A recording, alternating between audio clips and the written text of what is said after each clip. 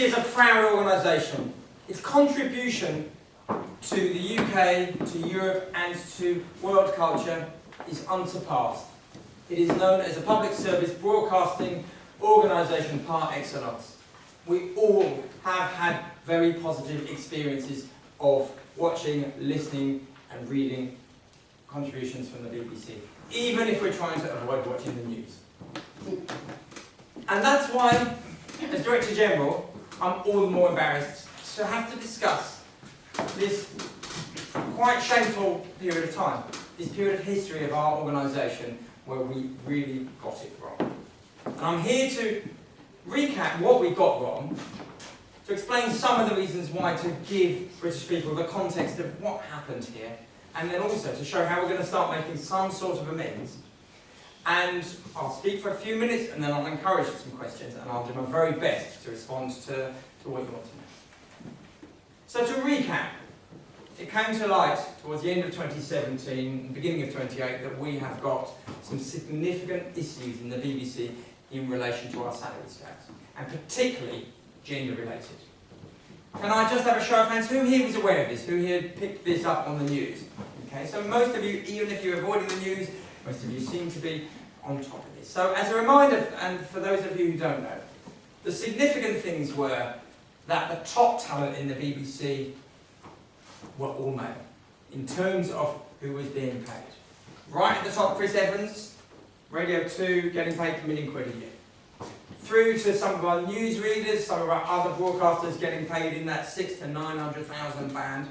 And the first woman top salary is the wonderful Claudia Winkleman, only getting half of what Chris got. And yet doing the same thing for Radio 2 show.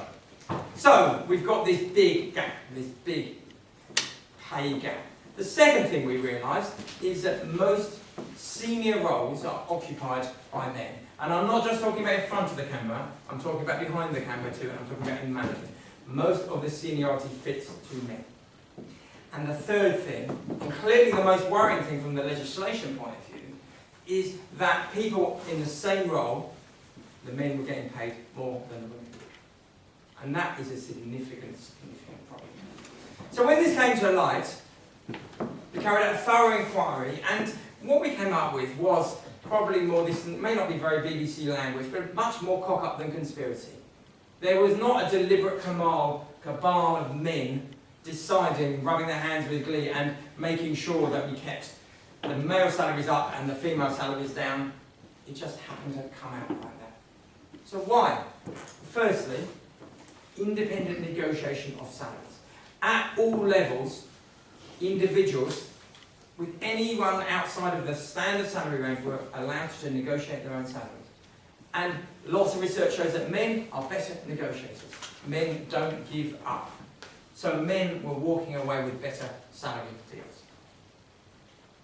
The second thing, and this is probably where it is very much our fault at the BBC, we're a public service organisation. We have public funds to keep us going. And so there had been a great effort put into explaining to managers that they had to be responsible for managing their funds reasonably, which meant that if they could keep salaries reasonable, they would accept a lower salary. It meant that they may have been slightly too zealous in their negotiation. So they're the main reasons that all this came about. But clearly we've taken our eye off the ball, clearly. So these are a few steps we're putting into place in order to try and redress the balance in the short term, but then also through it into the long term. The first thing is our big push to reducing the massive salary imbalance, not just between men and women, but also between top performers and shop floor staff, everyday staff. In some countries, like in Scandinavia, there's only a threefold gap between highest and lowest paid employees in the country.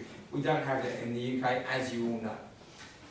But the bad old days of paying Jonathan Ross 18 million quid have gone. We don't pay anyone more than $1 million, and it is slowly reducing.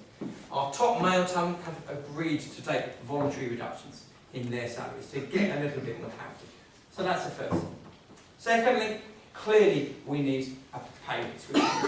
We haven't got one. At least we haven't got one with teeth. We haven't got one with legs. So we are definitely introducing one of those. That's very a pay scrutiny committee. So there's going to be people looking at salaries independently, having a good understanding to make sure that all of that stuff is true. Thirdly, gender imbalance. Gender imbalance and diversity training. Clearly, we've got a big hole here. There's not enough cultural sensitivity, not enough awareness where we are making these mistakes. And finally, as a gesture, after 55 years, we have appointed our first front of camera female lead role in Doctor Who. Now this may feel like something less significant, but actually it's been a long time coming, long overdue, and Doctor Who is exported to 130 countries. So we think symbolically it sends a big message. So you can see we're acknowledging this problem, you can see we are embarrassed, and we can see that it is time for change. These are the first steps we're putting into place. There will be more in the long term. But I'd like to pause now and give everyone the opportunity who would so be minded to ask a few questions, and I'll be able to respond to those as best as I can before some closing comments. So can I open up to the floor, please, for some questions? Please, madam. I'm really pleased you are making amends, and that apology is long overdue. But I object to some of the words you use. You say it's sort of happened like that, and you said a bit later, a little bit more parity is what we're looking for. Are we really addressing this earnestly, or are you just paying lip service? Thank you for that, and you're right.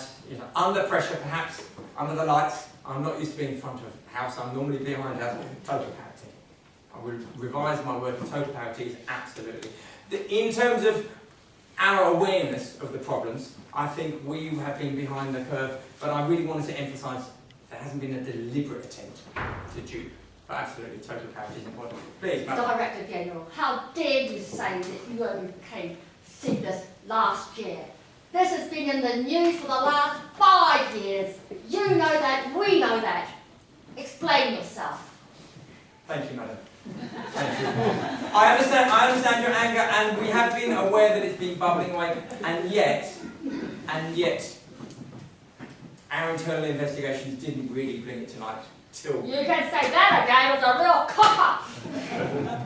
And I would agree with you. I would completely agree with you. And as I said earlier, remember I said cock-up, not conspiracy. We may be getting things wrong, but we're not getting them wrong deliberately. It's not duplicitous. Madam, thank you. What salary are you on? Well, my salary is a matter of public record. My salary is a matter of public record, and it's voted for by Parliament, so I don't negotiate my own salary. There was a question. I was going to ask the same question, so it's not come down at all? My salary, I've accepted voluntary reduction in line with the talent of the BBC. Absolutely, thank you. So, when does the next series of Doctor Who start? We'll be watching it, it's coming out autumn season. You'll pick it up in the next couple of weeks. So, you spoke about the pre-bold pay gap in Scandinavia. Is that something you're considering in the BBC as well? do you know what? It's very interesting. We have to accept that we are in the context of our society. That's in Scandinavia, it's national. So a High Court judge can only be paid 3 times the amount of a street sweeper. Okay? Wow. That is not what we have in British society. We will move as closely as we can within the context of British society. We do not believe to the, dare I say it, the right-wing thinking that top talent needs to get paid so much more. We saw what happened in the banking crisis, but we're looking to make sure that the gap is as reduced as it can be, and we have brought our lower salary end scales up significantly. So, yeah, I can confirm that the next series of Doctor Who starts next Sunday. You said that the decision to appoint a female Doctor Who was a gesture to women. Would you stick with that? I think I'm not sure what is the correct language. Clearly, I need to do my own diversity. Thank you for that. The time is right. The time is right, and that's what's significantly important. And there have been campaigns for female Doctor Who's before Peter Capaldi was appointed, Doctor Who the 13th. There were definitely measures, but we found actually focus groups said that that's not what they wanted. So, just behind you. Who's to blame for these problems? Who's to blame for these problems? The buck stops here. So, question, why did you put your glasses on the top of your head when you started answering questions? It felt slightly superior.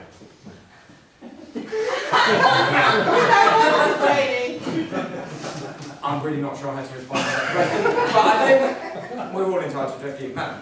What about the injustice to all the women in the past who missed out on all this money that they could have had? What are you planning to do about that? Free compensation. They should be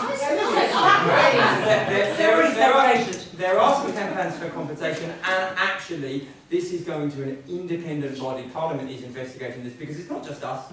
You'll remember, if you've been tracking this man for 5 years, you'll remember that this has gone across many sectors. And I have to say, it's not just in the BBC. We have seen it through society, we're seeing it through at the university level. It's a widespread problem. We're part of it, but we want to be part of the solution. I'll take a last question at the back. Thank you. Yeah, so one of the reasons why you said that there was the disparity in salary was that people tend to negotiate their own salary, and men tend to be better in negotiations. So how can you make sure that that doesn't happen in the future, and that people can, that women won't necessarily lose out when it comes to negotiations? So when we start introducing pay bands, and we start having what we call open camera negotiations with 3 parties and an independent observer, it means that the closed door culture of this is going to go away.